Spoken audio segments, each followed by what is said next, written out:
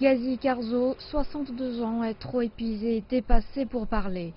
Lorsque l'explosion de la semaine dernière a ravagé sa maison, il a été jeté de la cuisine vers le mur du salon à une centaine de mètres de là. L'appartement où il est né, où il a grandi, est lourdement endommagé, mais il refuse de partir. Ce bâtiment peut s'écrouler à tout moment. Peu de gens de quartier sont restés chez eux et dans ce bâtiment, personne n'est resté, sauf Gazi Karzo. Karzo passe la plupart de son temps assis près de la fenêtre à regarder les équipes de secours dans la rue en contrebas et le site de l'explosion à 1 kilomètre de là.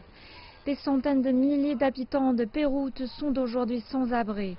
Les coûts des dommages sont estimés à plus de 100 milliards de dollars. Des dizaines d'équipes locales et internationales distribuent de la nourriture et des secours médicaux aux victimes de l'explosion.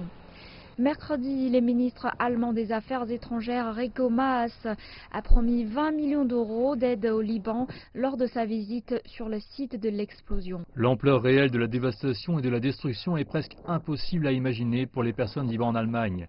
C'est pourquoi il était si important pour le gouvernement allemand d'aider si rapidement et d'envoyer rapidement les avions. Maas a critiqué le gouvernement libanais pour l'explosion et a exhorté à des réformes gouvernementales drastiques. À proximité, les équipes d'évaluation des dommages ont surveillé l'épave. Aucun plan concret pour la reconstruction des zones détruites n'a été annoncé. Personne ne sait quand ni comment les coûts de réparation seront couverts. Gazi Karzo est trop engourdi pour réfléchir à la logistique ou la politique.